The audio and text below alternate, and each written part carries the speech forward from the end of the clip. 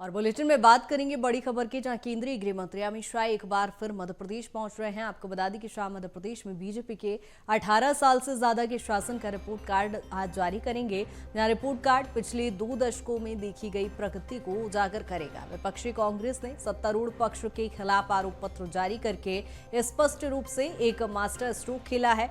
अमित शाह ग्वालियर में बीजेपी नेताओं के साथ अहम बैठक भी करेंगे और 1 महीने से भी कम समय शाह का राज्य का ये दूसरा दौरा होगा। आपको बता दें कि लगातार मध्य प्रदेश दौरे पर अमित शाह आ रहे हैं। आपको बता दें कि ग्वालियर चंबल की 32 सीटों पर पूरा फोकस बीजेपी का अब है और ऐसे में ग्वालियर चंबल में आज बीजेपी कार्य समिति की एक बड़ी बैठक रखी गई है। राजधानी भोपाल भी आज अमित शाह पहुंचेंगे, जहां आपको बता दें कि शिवराज सरकार का रिपोर्ट कार्ड आज जारी किया जाएगा। ग्वालियर में बीजेपी प्रदेश कार्यकारिणी की बैठक में भी अमित शाह शामिल होंगे। मध्य प्रदेश दौरे पर अमित शाह हैं और लगातार चुनावी तैयारियों की पूरी कमान अमित शाह ने अपने हाथों में ले रखी है। लगातार हम देख रहे हैं ग्वालियर चंबल की अब 34 सीटों पर भारतीय जनता पार्टी का पूरा फोकस दिखाई दे रहा है और एक बार फिर अमित शाह ग्वालियर चंबल पहुंच रहे हैं, जहां बीजेपी कार्यकारिणी समिति की बैठक में वो शामिल होंगे।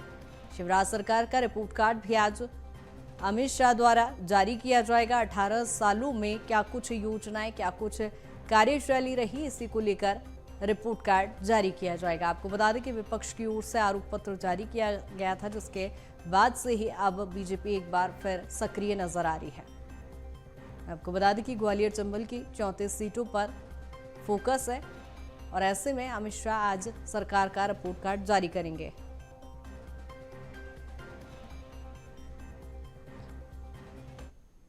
और गृह मंत्री के दौरे को लेकर मिनट टू मिनट कार्यक्रम आपको बता देते हैं, जहां केंद्रीय गृह मंत्री अमित शाह 20 अगस्त यानी आज भोपाल पहुंच रहे हैं। आपको बता दें कि ग्वालियर चंबल क्षेत्र का भी आज उनका दौरा रहेगा, जहां दोपहर 12:10 पर वो भोपाल एयरपोर्ट पहुंचेंगे। 12:25 पर कुशाभाऊ ठाकरे सभागार में प्रदेश सरकार के गरीब कल्याण महाअभियान 2022-23 के रिपोर्ट कार्ड का लॉन्च भी आज वो करेंगे। आपको बताते चलें दोपहर 2:40 पर भोपाल एयरपोर्ट से ग्वालियर के लिए वो रवाना हो जाएंगे। 3:35 पर वो ग्वालियर पहुंचेंगे और 3:55 पर अटल बिहारी वाजपेयी सभागार जीवाजी विश्वविद्यालय पहुंचकर पार्टी की प्रदेश कार्य समिति की बैठक को संबोधित करेंगे। वहीं आपको बताते चलें 5:20 पर पिंटो पार्क गायत्री नगर ग्वालियर में संपर्क अभियान में भी हिस्सा लेंगे। शाम 7:45 पर ग्वालियर से दिल्ली के लिए वो रवाना हो जाएंगे। आपको बता दें कि ये महत्वपूर्ण कार्यक्रम अमित शाह के या मिनट टू मिनट कार्यक्रम आपको बता रहे हैं, जहां आपको बता दें कि राजधानी भोपाल के साथ ही ग्वालियर चंबल क्षेत्र के दौरे पर आज अमित शाह रहेंगे।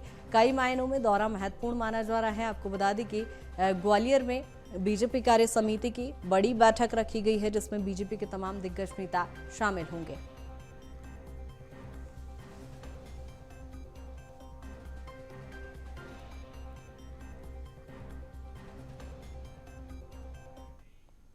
और इसी पर ज्यादा चर्चा के लिए ग्वालियर से हमारे साथ प्रहलाद सिंह जुड़ गए हैं, राजधानी भोपाल से प्रखर जुड़ गए हैं। प्रखर, पहला रुख आपका ही करूंगी। राजधानी भोपाल मध्य प्रदेश एक बार फिर अमित शाह आ रहे हैं और राजधानी भोपाल में उनके क्या कुछ कार्यक्रम हैं?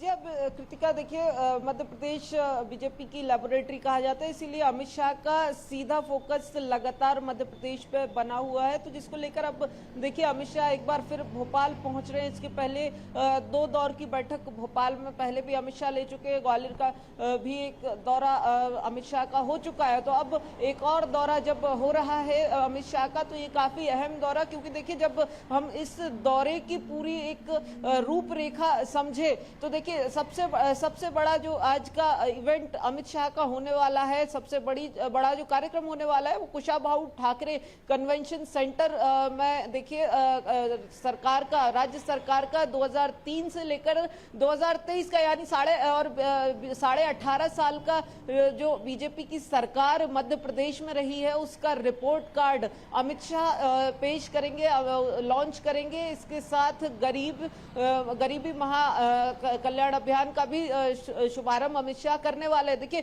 दोनों ही अगर कार्यक्रमों की बात की जाए तो देखिए, जिस तरीके से विपक्ष ने एक आरोप पत्र जारी किया था और उसके पहले से लगातार जिस तरीके से विपक्ष लगातार कई घोटालों के आरोप भी लगाता रहा है और 250 आरोपों के आरोप पत्र के बाद अब जो रिपोर्ट कार्ड बीजेपी और राज्य सरकार पेश करने जा रही है, बीजेपी का एक तरीके से मास्टर स्ट्रोक समझा जा रहा है, जो इन तमाम आरोपों के जवाब में आ रहा है। इसके अलावा जो गरीबी महाकल्याण अभियान का भी शुभारंभ अमित शाह आज करने वाले। अगर हम उसकी रूपरेखा की बात करें तो मध्य प्रदेश में इन 18.5 सालों में किस तरीके से गरीबी को हटाने को लेकर कदम उठाए गए हैं और अलग अलग रिपोर्टों में, अगर नीति आयोग की खासकर अगर बात करें तो नीति आयोग की रिपोर्ट में जिस तरीके के बिल्कुल प्रखर, कहीं ना कहीं विपक्ष के चलते अब सत्ता पक्ष सक्रिय हो गया है और ऐसे में रिपोर्ट कार्ड जारी करना जरूरी भी हो जाता है। हमारे साथ प्रहलाद भी ग्वालियर से जुड़े हुए हैं।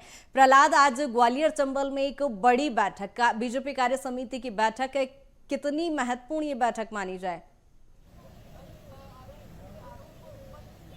देखिए, बेहद महत्वपूर्ण ये बैठक है और बीजेपी के लिए ये अहम दिन है और ग्वालियर इसके लिए चुना गया है।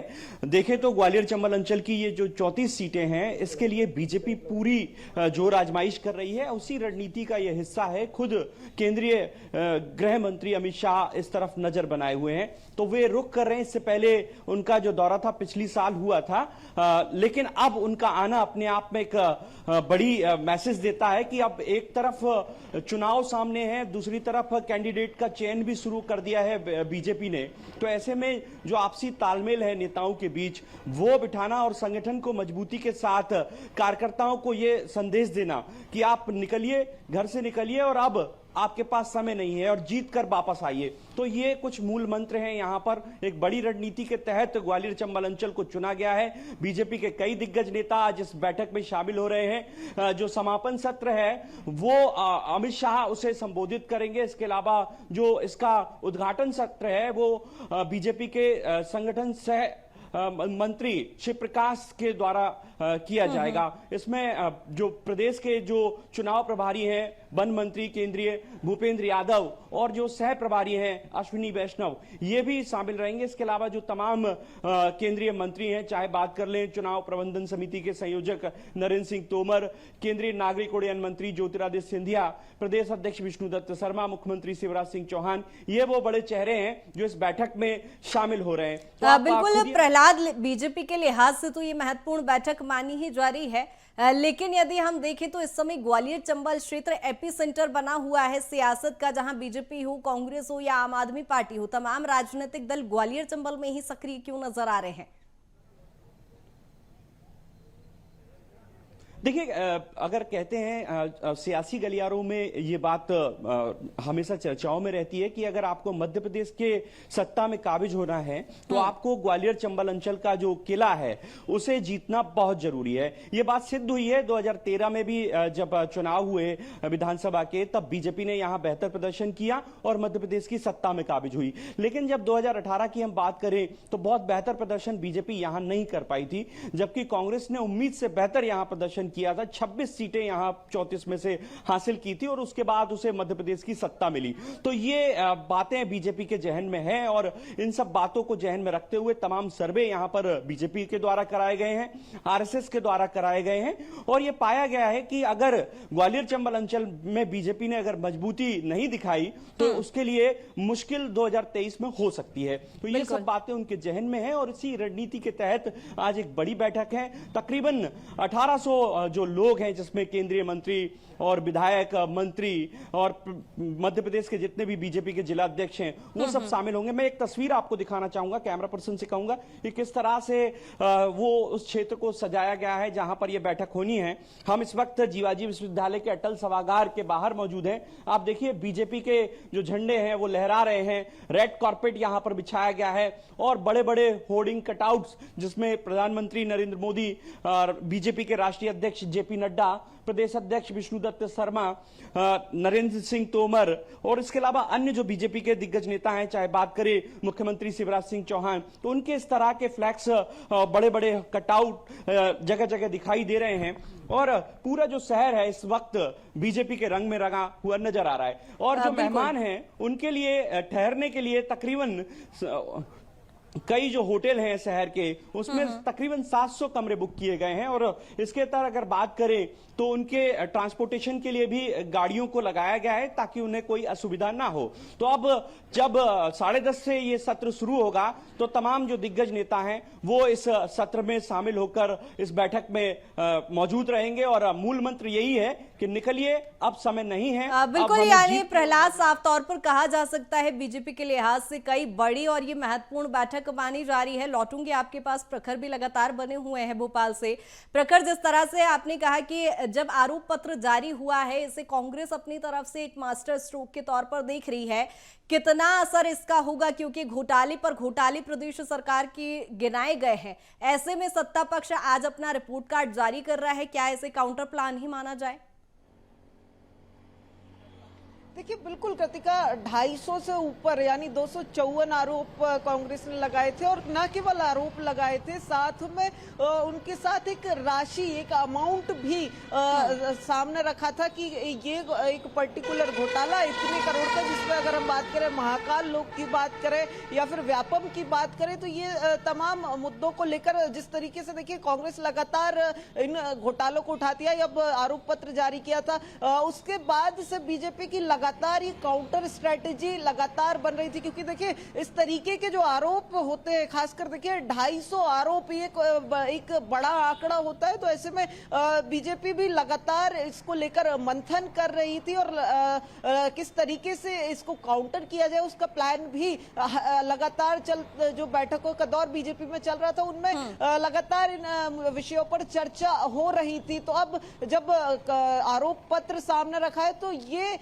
माहौल बनाने का काम ना करते, मध्य प्रदेश में कांग्रेस की बयार लाने का काम ना कर दे, इसको लेकर अब देखिए बिल्कुल अगर हम इनकी बात करें, आरोप पत्र का आना और उसके महज 2 दिन के अंदर अपना जो रिपोर्ट कार्ड है वो पेश करना, एक तरीके से अगर हम स्ट्रेटेजिकली देखें तो ये बीजेपी की तरफ से एक बड़ा स्ट्रोक खेला गया है। क्योंकि देखिए एक बार आरोप पत्र सामने आ गया, अब उसके बाद रिपोर्ट कार्ड सामने रख रहे, जिसमें बड़ा मुद्दा गरीबी का मुद्दा सामने रख रहे, और इसमें भी एक तरीके से बात करें तो नीति आयोग जैसी संस्थाओं के जो आंकड़े हैं उनका एक कंपैरेटिव एनालिसिस दिया गया है। और साथ में अगर बात करें तो उन लोगों को, उन 1.5 करोड़ के आसपास लोग जिनको बीजेपी कह रही है कि गरीबी रेखा से ऊपर उठाए, उनको अब बीजेपी अपना ब्रांड एम्बेसडर इस चुनावी रण में बनाने जा रही है। तो एक बड़ा मास्टर स्ट्रोक खेला जा रहा है बीजेपी की तरफ से। हालांकि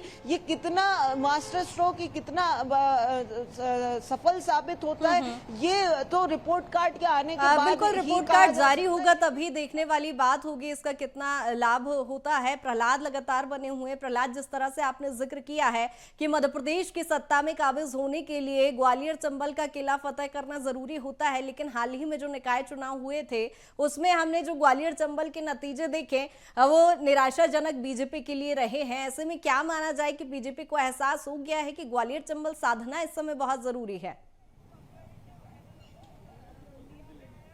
बिल्कुल, देखिए जिस तरह से नगरीय निकाय चुनावों में बीजेपी को यहां पर शिकस्त मिली, बात करें ग्वालियर की तो ग्वालियर में 50 साल से अधिक समय से बीजेपी का नगर निगम में कब्जा था।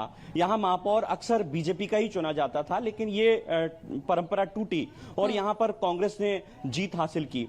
कमोवेश उसी तरह से अगर बात करें मुरैना नगर निगम में तो वहां पर भी कांग्रेस जीती और तमाम जो नगरीय निकाय चुनावों में अगर आसपास की बात करें तो वहां पर भी कई पार्षद कांग्रेस के चुनकर आए।